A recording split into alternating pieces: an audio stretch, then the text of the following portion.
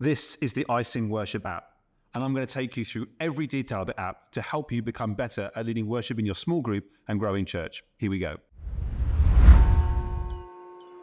I think iSingWorship might be one of the most powerful apps for people looking to lead worship in small groups and growing churches where you've got a real shortage of musicians. To find out about all the pros and cons of iSingWorship, you can check out my earlier video here. And if you want to know how to get started as quickly as possible with the least amount of friction, then check out my other video here where I talk about the equipment you'll need and the process for getting signed up and started. I want to say this full guide is for the mobile version of the app only. I might do a second video later on talking about the differences between the mobile and the desktop version. You'll also want to make sure that you've got the latest version of the app downloaded. To do that, you can go to isingworship.com or .org, go to the download page and make sure you've downloaded the latest version. If you're not sure what version you have, go onto your app, go to the settings tab, go right to the bottom and you'll find it there. This is going to be quite an in-depth guide. If there's something specific that you want to see, I've got timestamps below in the description and you can then jump ahead to exactly where you want to go. With all that being said, let's jump in. So for this full guide, I'm going to be screen recording my phone so you can see exactly what I'm doing as I go through. And to start off with, I'm going to be looking at the main tabs at the bottom of the screen. And there are 4 tabs: songs, arrangements, playlists, and settings. We're going to talk about settings at the very end of this video. So I want to quickly explain what those 3 initial ones are: songs, arrangements, and playlists. They're essentially 3 ways of viewing backing tracks and 3 different ways of playing them as well. So we're going to go through each one by one. So starting off with the songs tab. This is where you'll find all of the songs, the playback tracks that you can download. I fully recommend that you subscribe to the Plus subscription, which gives you access to all of their songs with all of the functionality. But essentially, their definition of songs just means the default arrangement. That means the standard key, tempo, and structure, the order of the songs. And that's what you get as soon as you open the box. Songs are the most basic element that you can use. So you would use the songs tab to download the songs that you wanted to use, or if you wanted to play back a single song in its default arrangement, that would be a standard key, tempo arrangement. Or you were happy and comfortable to move between sections of the song on the fly, or you didn't want to save any changes to the arrangement. Next, we have the arrangement tab. Now, this is where you can take the song, the default arrangement, and you can personalize it. So you can personalize the key, the tempo, the arrangement, the order of the song, and then save it to either be played back as a single song or added to a playlist later. Essentially, it's the ability to save your customized versions of your songs. You would use this tab if you want to customize a song by changing the default key, tempo, or structure, or the lyric background. You would use it to play back a single customized song, or use it to save a custom arrangement for inclusion in a playlist of multiple songs, which leads me to the 3rd tab, which is playlists. A playlist is simply a collection of songs to be played back together. So that's typically in a worship set. You can create a playlist using the default arrangements taken from the songs tab, but you can also use the customized arrangements that you've used from the arrangements tab. I'd use this tab if I wanted to have multiple songs and I didn't want to have to stop and change songs during the time of worship, that I wanted to have some sort of flow during worship. And I'd also use this playlist tab if I had time to prepare beforehand. The last tab along the bottom is the settings tab, and we'll come to that at the end of this video. Lastly, across all of these tabs, when you look at the top of the screen, at the top left, the top right, you'll find some navigation buttons that appear and disappear according to where you are. Just take note that when you exit the playback screen, the sections screen, and you've gone into the songs, arrangements, or playlist settings, you might need to get back to the song that's currently being played through your device. To do that, look at the top right-hand navigation button, which often says playing, and that will shortcut you to the sections screen. Okay, now we're going to go through each of the sections in detail and talk about each of the functionality. So starting at the songs tab, as you go in here, you can see the various songs that you can download. You can click the refresh from your iSingWorship account at the very top, and that will sync up your device to make sure the settings and subscriptions you have from your account are then added to the app itself. So if you see no songs on there, make sure you refresh from your iSingWorship account. The next thing you'll see are the options for search filters: title, lyric, genre, key, and theme. They're pretty self-explanatory. You can search for songs based on that, or you can just scroll through if you want inspiration. The next thing to point out is if you want to download a song, click on the download button pretty obviously. Just note that when you hit that, there'll be a progress bar in green that swipes across. If you want to cancel, press the cancel button. Once you've downloaded, that download button turns into an eye icon, and that gives you some basic information about the song. It's basic default key, the lyrics, and some credits about who wrote it and the CCLI number if you need that for reference. And that's pretty much all we need to do for each of the songs. Next, moving across to the Arrangements tab. Here, this looks very empty until you started creating your own arrangement. So clicking on the very first button, Create New Arrangement, you'll notice that this list of songs is much shorter than the list of songs in the Song tab, and you'll only see the available songs to create a new arrangement from songs that you've already downloaded to your device. So just make note of that. You can still search for the songs in the same way you did on the Songs tab, but what we're going to do is we're now going to create a new custom arrangement. So I'm going to choose I Thank God as an example here. You need to note that when you create a new arrangement, the changes that you make do not affect the default arrangement that is found in the Songs tab. So don't worry about changing keys and tempos and orders and structures and names and lyrics.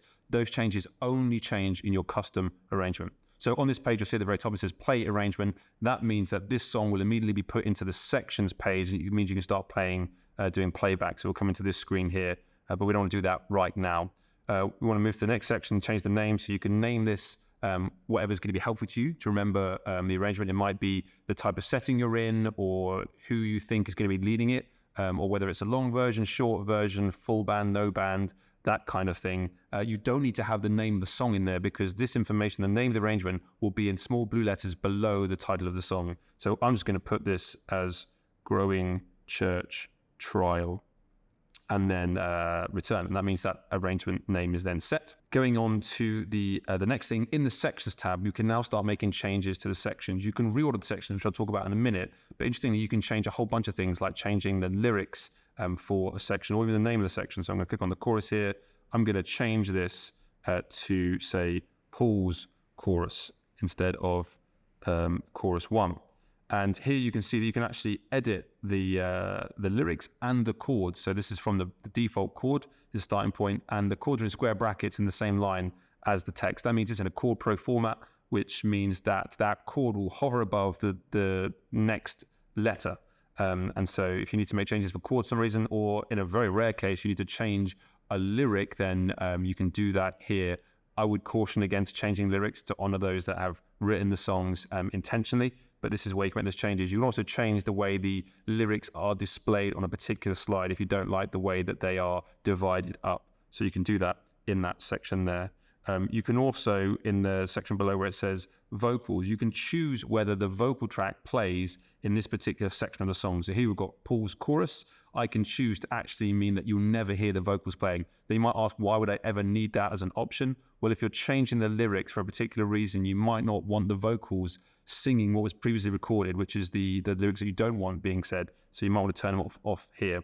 And so you can turn that on and off from this place here. And at the very end, you can actually see that reset back to original. So if you made changes and you're thinking about you might messed it up, click reset to original and it all goes back to normal again. So we go back, you see that the chorus one is now Paul's chorus. And now we can start getting into editing the arrangement of the song. So next to the sections, I can click edit. When I click edit, we have this new way of seeing the structure of the song. You'll also see below, we've got this list of available sections which aren't in the default arrangement. So you can see here the note at the end, drag rows up to add section, drag rows down to delete sections. And this is where if you're preparing a song and you want to have a certain route through the song, number of verse 1s, or missing out verse 3, or 3 times through the bridge, you can do that here by just holding onto the hamburger menu on the right and sliding it around. So you can reorder the sections, you can take things, you can put them down, which will remove them. Just a few notes is that you must have the intro at the beginning, you must have the end at the end, and sometimes even the penultimate section needs to remain where it is. So a few limitations on what you can and cannot do. And then you can play around and listen to the different variants of each of the sections, whether it's a full or the soft version of a section. But this allows you to really craft the song in a way that works for you and your group. Maybe you need the song to be shorter, maybe you want it to be longer, maybe you don't want to spend all your time changing sections on the fly, you just need to set and forget. This is a great place to do it, especially if you need to save it to be recalled time and time again. So next, if you scroll down on the default arrangement, you can change the key of the song. Just note this is limited to +3 semitones or -3 semitones from the default key of the recording. Also worth noting that once you change away from the default key, you will not be able to have the vocal track playing anymore. That's a limitation on the recording and transposition of that recorded track. So you don't hear the chipmunks or the super low vocals in there as well. Next, you've got the guitar capo, which is a displayed key. There's an option in iSingWorship to display chords above lyrics. Now, it might mean that as a guitar player, you might want to be playing along to the backing tracks. You might be using a capo because you've got a limited understanding of chords like I do. I like to play everything in G and capo wherever I can. And so if you know how to capo, you'll know you can have different frets. And so this again allows you to change the chords shown above the lyrics in line with what capo you're using, so it's easier to follow along. Next, you've got the tempo, which is the speed of the song. It doesn't show BPMs here, just shows you tempo. You've got the original tempo, and then you've got plus 10% or minus 10%. There is no information on BPM on this app. Next, you've got the background for the lyrics. And so here you can see a selection of backgrounds from iSingWorship. You can also add in your own custom photos or videos. I like the motion videos. There's some nice ones in here just to keep it interesting for people to look at and to draw their attention back to the screen. But that's where you can change it. Note that the background will change from song to song if you've created a new background in the arrangement setting. If there's no specified background, it will go back to the app's default setting, which you can set up in the settings tab. And lastly, on this page, you have the delete arrangement. This allows you to delete the custom arrangement you've made. It does not delete the song from being downloaded to your phone itself. So heading back to the arrangements screen, you can now see my new arrangement, which is for I Thank God. And below it, I've got the title that I gave it, which was the Growing Church Test. That's all done. Next, we're going to head across to the playlist tab. So again, this is empty at the beginning, but you can create a new playlist. So I'm going to click on Create New Playlist at the top. I can name my playlist. So I'm going to say Worship Set, and I'm going to give it the date. Let's say it's the 15th of July 2023, and I can press return. And now you've got a number of options. You can either add a song, add an arrangement, add a picture, or add a pause. So very quickly, what those are, obviously song we've talked about already, that's the default arrangement prepared by iSingWorship. So that's just straight out of the box with its particular key, tempo, lyric background, and structural order of the song. You can also add an arrangement. So this is where you've got your custom arrangements that you've prepared specifically. So an example I just gave now, we looked at I Thank God. So I'm now going to add a default song. I'm going to add 10,000 Reasons, and I'm going to add an arrangement, which is the I Thank God Growing Church Test. So I've got 2 songs in there. Adding a picture, surprise, surprise, allows you to add a static picture or a video. I'm going to come in here and I'm going to put a nice little landscape. You might ask, why on earth would I want to put a picture in my song list? Well, it means that at some point it will display that picture and allows you to then have someone come up and give a prophetic word on top of that, or a reading, or a prayer, or encouragement. But equally, you could upload your own static images, which could be your announcements, or a logo in the background, or a Bible verse that you want to put up there from a static screenshot you've taken from somewhere else. So it's really powerful in terms of what you're presenting as part of a time of worship together. And lastly, you've got the pause. And so that pause just allows you to take a break between songs, because iSingWorship will automatically move from one song to the other. And so I'm going to add a few more songs in here just so that we can do a few more things later on in this demonstration. So once you've added what you need, you can click on Edit, and that means that you can now move things around. So I'm going to move a song before and after a pause. I'm actually going to add in another picture just to show you that as well. And I'm going to move that around so it's got like a little mini slideshow. In this edit screen, you can remove things by pulling the hamburger menu and pulling all the way down, and it disappears. I'm going to add that one back in again, and that's how you make the edits to the order. Press done to finish. You can delete the entire playlist by hitting delete at the bottom. Again, it doesn't delete the arrangements, doesn't delete the songs from their various tabs. It just deletes the set list or the arrangement that you've placed in there. And lastly, at the top, you'll see play playlist. This is where I recommend that you activate your playback, because here is where you've specifically gone through and curated a set. So when you hit play playlist, it's now loaded all those songs and arrangements and pictures and pauses into the section screen, which is this one you're seeing now.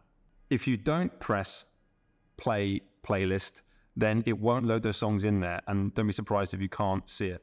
The previous thing loaded into this section screen will be shown until you hit a new play playlist or play arrangement or play song.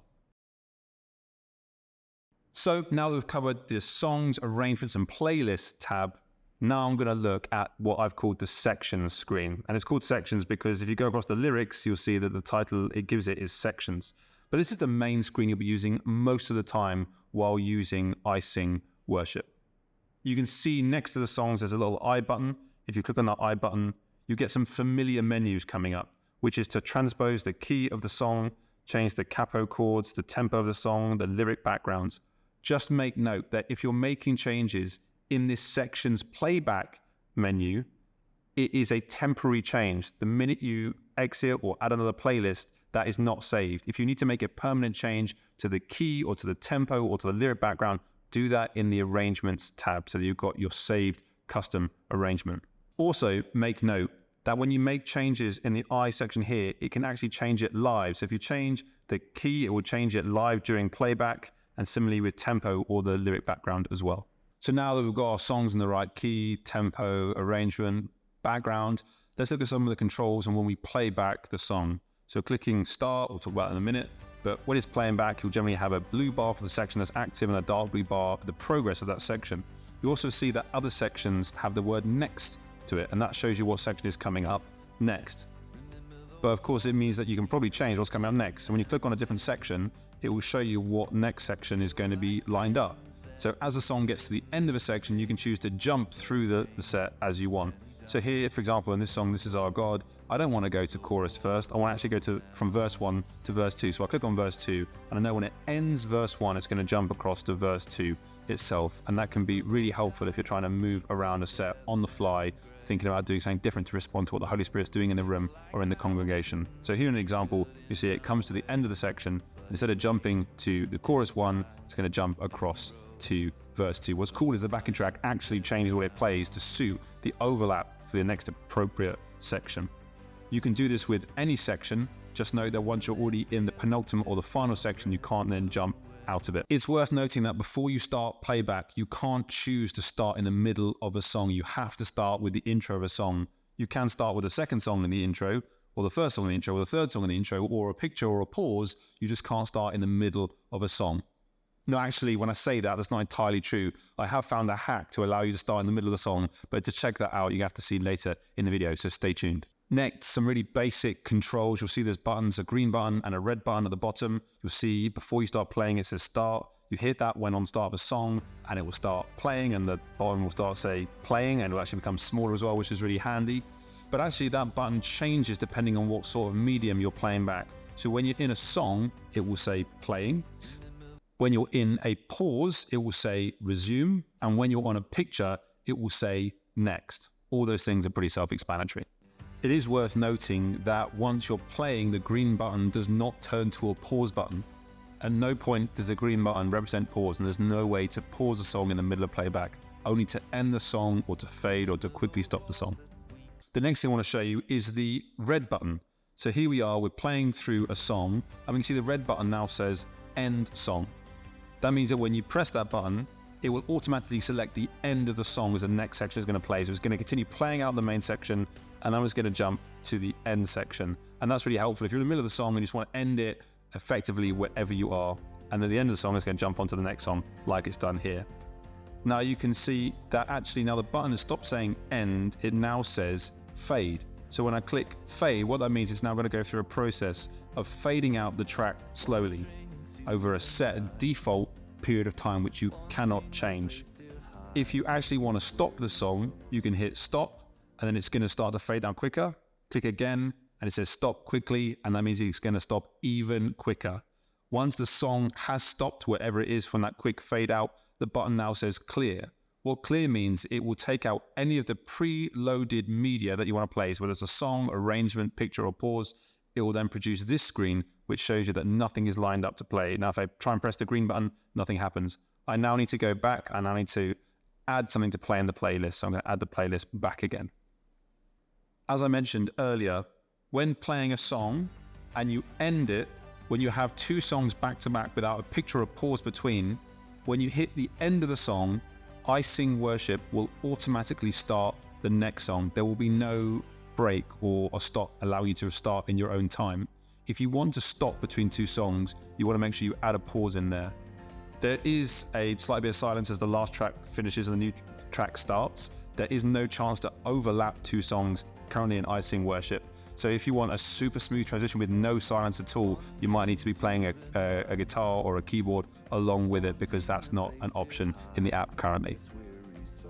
Now we come on to the fun things. These are the dynamic buttons, as I'm calling them. You see at the bottom of the screen, you'll see talk, soft, and full. Currently full is selected. And these are 3 different modes of dynamics to use when playing back a song. Very quickly, the full button, the full mode, just means it's the default mode. It's the full normal recording of the track with all instrumentation being played. And that's what you'll be using most of the time. Next, you've got the soft button. And this allows you to create a section which is slightly different. It's great if you want a softer section, create some more extra dynamics in a song, especially if you're choosing to repeat a section. If you've got a couple of choruses lined up, you might want to do a big chorus, a full chorus, then a soft chorus, then go back into a full chorus again. That really adds some dynamic range to a song that isn't there normally. Now, as you can see, currently it's counting down. It's now got 12 seconds left. The instruction to move to a soft dynamic only takes effect in the next section lined up, and so that countdown allows you to see where it's coming in 3, 2, 1, and now the Paul chorus is now going to be a soft section. So what does that mean? What does soft actually mean when it comes into the detail? Well, I've been listening to this and it only affects the drums in the track. It will drop the drums out of the track and leaving only the piano, keys, synth or bass, whatever's in the arrangement. And it has no effect at all on the acoustic guitar track or the vocal audio track being used. So no one starts singing softer, the guitar doesn't start picking. It just essentially takes out the drums to create a softer feel. Now that soft setting will remain as it is until you give it a different instruction. So if you want to go back to full, you click on full, and now the next section that's going to be played is going to be in the full dynamic mode, which means the drums are going to be added back in again. Again, it gives you a countdown as to when that full mode will be activated, and it's in the next section that's coming up. So you can see that's going to be 9 seconds, 8 seconds as that comes through. And that effect remains consistent for all subsequent sections after that as well. And I'm going to show the last one is the talk button. This is quite a useful one. This I think we've been missing in many playback backing track softwares that I've seen in the past. I hit talk, and at the end of the section it's going to go into not another section. You'll see there's no next section, but now it's just going to hold in a chord progression that matches the next section. So the next section, when I click the button in bridge 1, is going to be verse 2. And so now what you can hear in the background is this gentle transition of chords in the background, and it allows you to do something over the top of the music, and that is to talk. This would be great if you want in the middle of the song, you want to interject with a prophetic word, a prayer, an encouragement, a scripture. These kind of things allow you to be responsive in worship. And so that's where I would use this talk button. You'll see that there is no looping section. There's no time you go through once or whatever. It is going to be consistently like this until I give it a different instruction. You'll also notice that the volume has dropped as well. The amount that the volume drops can be changed in the audio settings, which I'll talk about in a moment. As a small note, if another section is selected before the talk section counts down, i.e. you've given the instruction to go to the talk mode, but actually you click another section before the talk is engaged, the talk instruction will be cancelled and the song will just move on to the next section queued up as normal. So essentially, if you hit talk, but then click another section, it cancels that talk instruction. This talk loop will continue until you give it instruction to go to a soft mode or a full mode, or you click on another section to move to. Okay, now I want to share 2 really helpful hacks on using iSingWorship, particularly how to start a set in a creative and innovative way. Earlier in this video, I said that you had to start every song only in the intro and you couldn't start in the middle, but I found a way of using the talk mode to allow it to happen. So here we are at the start of a set, and I'm choosing I Thank God. I've clicked on the intro, but instead of hitting the green button saying start, I'm going to hit talk, and then I'm going to hit play. So now you can hear the chord progression of the intro, but in a quiet looping section, which means that as we start a service, I can open with a prayer, or someone can share some announcements or whatever. We've created this atmosphere underneath of this continual looping section that we don't need to worry about setting repeats or cancelling repeats, those kind of things. So that's really helpful for starting a set. The second hack is that now we can actually jump into anywhere in the song that we want to start with. So say for now, I want to start in the bridge of this song. All I've got to do is I've got to click on the section I want, and it's now going to jump into that section. So I'm going to hit bridge 1, and now in 4, 3, 2, 1, I'm now going to be in the bridge for the song, and we can do something a bit more creative. And from there, we can jump around elsewhere in the song.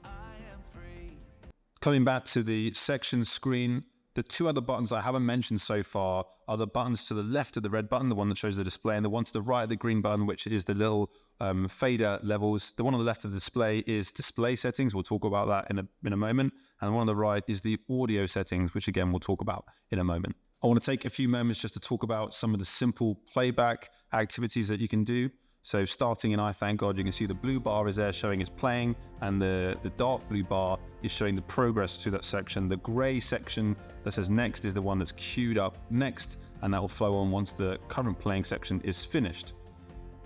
But not only that, you can now repeat a section. So here we can see it's playing the verse 1. If I tap on that verse 1, it now says play and repeat, which means it's going to play the whole of that section. When it gets to the end, it's going to play it one more time, or essentially it's going to cancel the repeat instruction after it starts again. I can press the button again and it will say keep repeating. This means it's going to infinitely loop that section until I give it another instruction. Interestingly, if I click it again, nothing changes. It won't reset back to playing once. It's a one-way instruction. If I click on another section, actually it will break the loop. So I click on chorus 2, and now it's going to break that loop and it's going to go into chorus 2. But no, if you select an option too close to the end of a section, it doesn't have time to action it, and therefore it will ignore your instruction and line up your instruction for the next time round. So pay attention to that.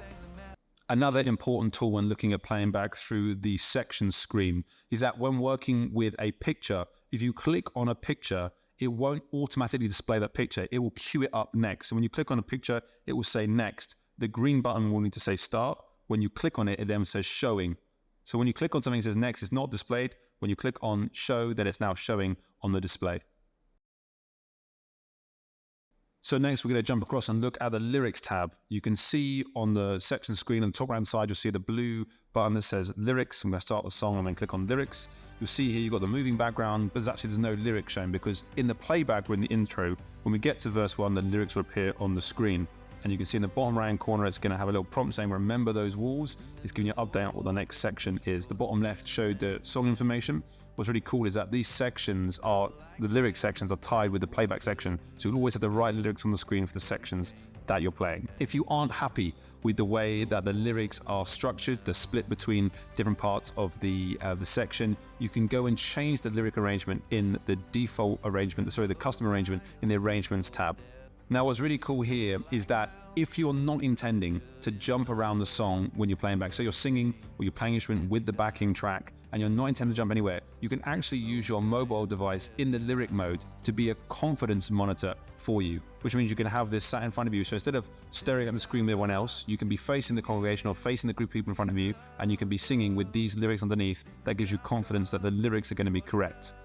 As an extra assistance, you can add chords to the lyrics, and I'll show you how to do that in a moment. But when you do that, the chords will now be displayed above the lyrics, which means if you're playing along with a keyboard or a guitar, you can remember the chords really easily without having to look around. Just like having a chord chart in front of you for that section. So definitely something that you might want to use if you want to lead distraction-free, engaging worship. What's interesting is you can actually change the settings for what's displayed on your device differently to what is displayed as an output to your external TV or projector. So that means that you can have the chords on your mobile device, but only have lyrics on the external display that you're using to show other people. And I'll show you how to do that later in the display settings.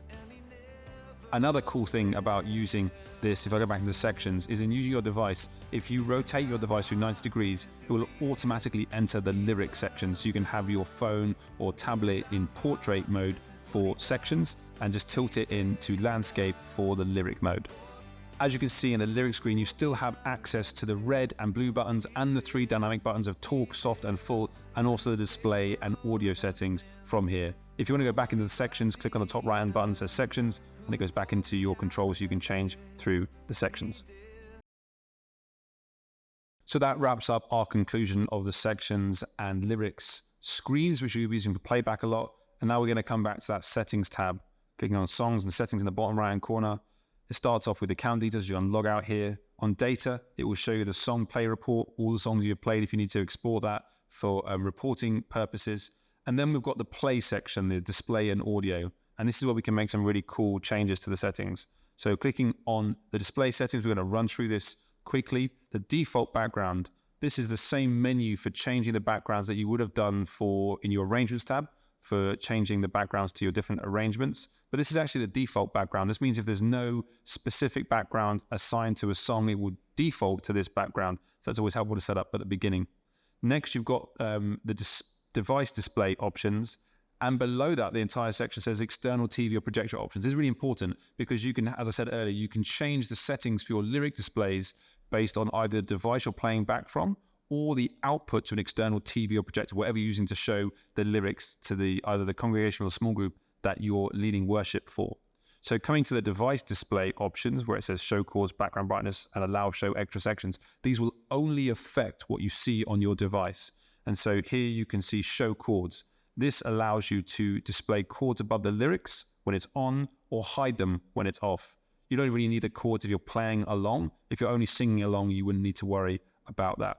Secondly, you've got background brightness. This changes the background brightness, but doesn't change the brightness of your lyrics. And you might want to use this if the background is a bit distracting or you need a bit more contrast to allow people to see the lyrics clearer. You can change the brightness to suit what your group needs. Lastly, in this section, you've got the allow show extra sections. What this means is that when you're in this section's playback menu, when you have it selected, you can go into your arrangement. And now you should be able to see here in our default arrangement, you've got the verse 1, chorus 1, link, verse 2. But below that, you've got these other optional sections that you were never added into the arrangement, whether it's a custom arrangement or a default arrangement, that you can now select from. So it gives you the full range of all the things that are in there to give you ultimate flexibility, but it does complicate things and makes things look a lot messier. So if you come back into settings, into display, and turn that off, you'll see now when I play the playlist, you'll see that those extra sections are now disappeared. It's much cleaner. To affect that change, you have to reload the playlist. You can't just go back into it. You'll have to hit that green button, play playlist, and then it will bring it back with the settings that you require.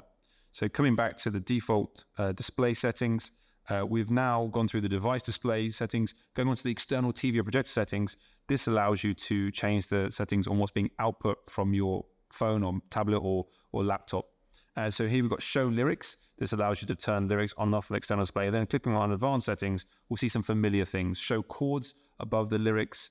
That means that if you turn it on, it means what's shown on the external TV or projector is going to include the chords. So you might want that if you've got a group of people playing along with you, or if people don't care if there's chords above the lyrics or not for whatever reason. I would generally turn it off. And if you're going to use chords, just have that on your device where you can see. Below that is smooth lyric transitions.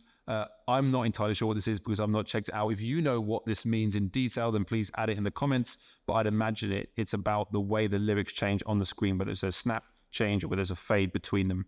And again, you've got the background brightness, which does exactly as you do with your device. It does on the external display as well. The last one here says overscan. This is a bit more of a specific thing. It says in the note here on the app, you can read it there as well, is that sometimes the output from the device is too large for the TV or projector, so you'll get like a weird zoomed in thing. So sometimes you need to zoom out, and using this slider allows you to reduce the size of the output to fit.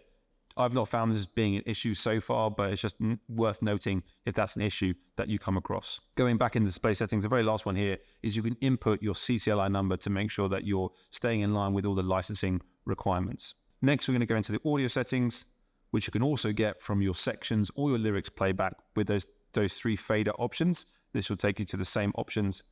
Starting from the very top, we've got the tracks. You can select the different types of background tracks that you're using. Tracks is a combination of keys, electric guitar, drums, bass. That's what's in that one. The next one is acoustic guitar. Surprise, surprise, that's an acoustic guitar sound. And thirdly, you got the vocals. A few things to note. The vocals has a slider, so you can change the volume of it. And why would you need that? Well, if you've got a group of people that are really not very confident in singing, you need lots of support, have the vocals whacked straight up. But if you want a more authentic experience, you can turn them all the way down. So it's only you leading that knows the lyrics. So you've got to know the song pretty well. But if you think you need a bit of support and remembering when the lyrics change and the timing of things, you might want to bring it in halfway. You just got to figure out what works for you and your setting. It's worth noting Earlier, we talked about the 3 dynamic modes, talk, soft, and full. As I said then, clicking the soft mode only affects the drums in the track option. It doesn't affect the way the acoustic guitar plays or the vocals play. It won't affect the keys, the bass, or the electric guitar playing in the backing track. Next, you've got the main volume for the output from your device. There's even a note here saying that in general, just keep it at 100%. You can change the output volume by changing the volume output from your device. So your volume buttons on your phone or the volume options from your laptop, your master volume outputs. The only time that I think that you would need to change this main volume within the app is if you're outputting 2 different audio tracks from your phone. So say you're using iSingWorship to output one audio, but for some reason you're sending a different audio out from the same device somewhere else, maybe with a multiple out from a desktop computer or a laptop. But for 99.9% of people, keep that 100%, use your master volume. Next section, you've got the talk volume.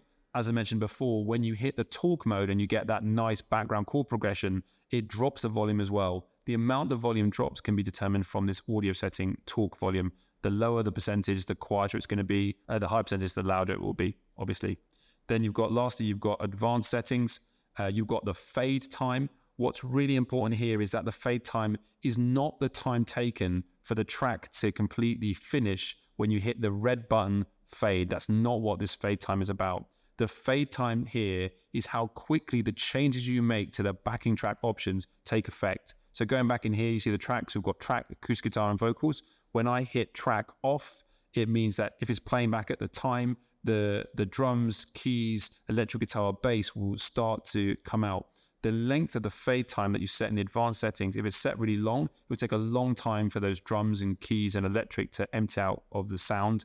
If I set it really short, those instruments will disappear very quickly. So that's what the fade time is about. Next in here, you've got some buffering options. One of the biggest issues that I found with iSingWorship is in a large room with lots of devices around, I'm connecting from a long distance to say an Apple TV, you do get stuttering in the break of the signal. So here are 2 options that you can use for advanced buffering and high priority buffering. I wouldn't say that I understand fully what they mean. If you know in great detail, again, please share in the comments. But essentially, if you're having problems with stuttering audio, consider turning these on and trying them out. It only takes effect after you restart playback. So if you turn these on and playback's still going, you stop playback and restart. And lastly, in the settings page, you've got the shortcuts. So you can see here on the screen, there's a few options. It's mainly for computer use rather than mobile devices, but it does include some swipe controls. So when doing playback, if you're playing back in the lyric screen, for example, and I swipe to the right, what happens is it will now change, it will move the next section one step further. So I swipe to the right, and then again, it's moved on to the next section. If I then swipe to the left, what it will do is it will do the repeat. So swipe to the left, and it will now say play and repeat. If I swipe again to the left, it will do keep repeating there. And so that's how you use the shortcuts. And that's it. That's a fairly quick, full walkthrough of all the components of the iSingWorship app. Hopefully you've learned something new here. If you're using it in creative and different ways from what I've shown, please share those details in the comments. If you've got any questions, you can email them in or ask them in the comments below as well. But I'm hoping to add to this by doing a comparative video for how to use the desktop app. And I hope you enjoy this, try things out, own it, find out what works for you, and lead worship in creative and different ways that engage people and exalt God. Take care, be blessed. See you later.